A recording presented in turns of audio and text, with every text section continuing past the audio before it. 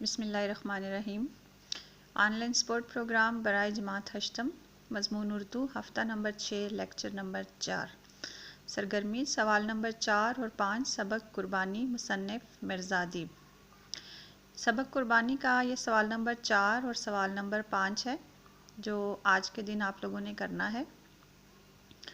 سوال کا صرف میں نے جواب جو ہے وہ لکھا ہے اپنے پاس، آپ سوال اس میں سے اپنی کتاب میں سے دیکھیے گا، سوال نمبر 4 اور سوال نمبر 5 کو۔ سوال نمبر 4 ہے، مندرجہ ذیل جملوں کو آسان فہم انداز میں تحریر کیجیے۔ جملوں کو آسان فہم انداز میں تحریر کرنے کا طریقہ یہ ہوتا ہے کہ کوئی بھی جملہ جو دیا ہوا ہوتا ہے، آپ نے اس کے جو مشکل الفاظ ہوتے ہیں ان کے معنی لکھ کر اس کو آسان انداز میں آپ نے تحریر کرنا ہوتا ہے۔ جیسے سوال نمبر 4 ہے، اس کا جو پہلا ہے آپ اپنی کتاب پر بھی دیکھیے۔ جھونپڑی کے باہر چاروں طرف فضا میں گپ اندھیرا پھیل چکا تھا۔ میں نے اس کا آسان فہم کر کے لکھا ہے، جھونپڑی کے باہر ہر طرف بہت اندھیرا پھیلا ہوا تھا۔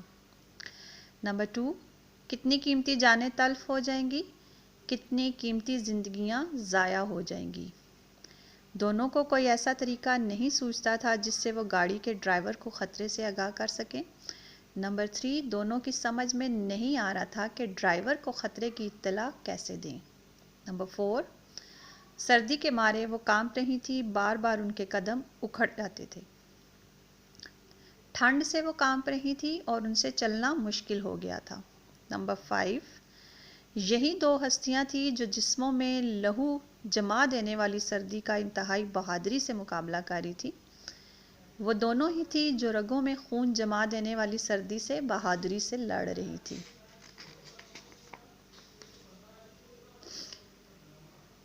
ان کا حال یہ تھا جیسے رگوں میں خون منجمد ہوتا جا رہا ہے۔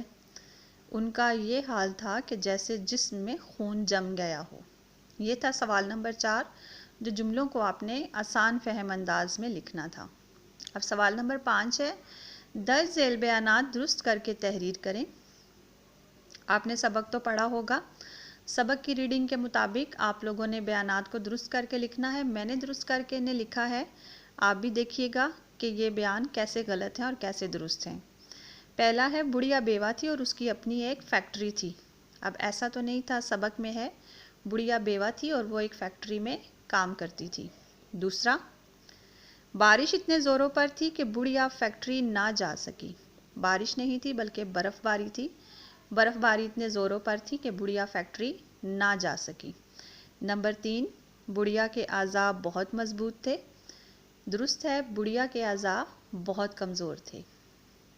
نمبر 4، یہ ایک معمولی قسم کا طوفان تھا۔ نمبر 4 ہے درست، یہ زبردست قسم کا طوفان تھا۔ نمبر 5، دھماکے کی آواز درخت گرنے کی وجہ سے ہوئی تھی۔ دھماکے کی آواز پل گرنے کی وجہ سے ہوئی تھی۔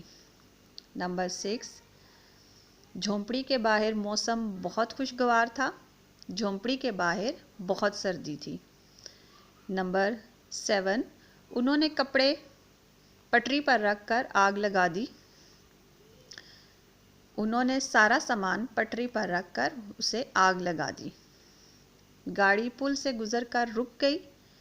گاڑی پل کے قریب پہنچ کر رک گئی۔ یعنی یہ غلط دیے ہوئے تھے، آپ نے سبق کے متن کو مد نظر رکھتے ہوئے ان کو درست کر کے لکھنا ہے، یہ غلط بیانات ہیں۔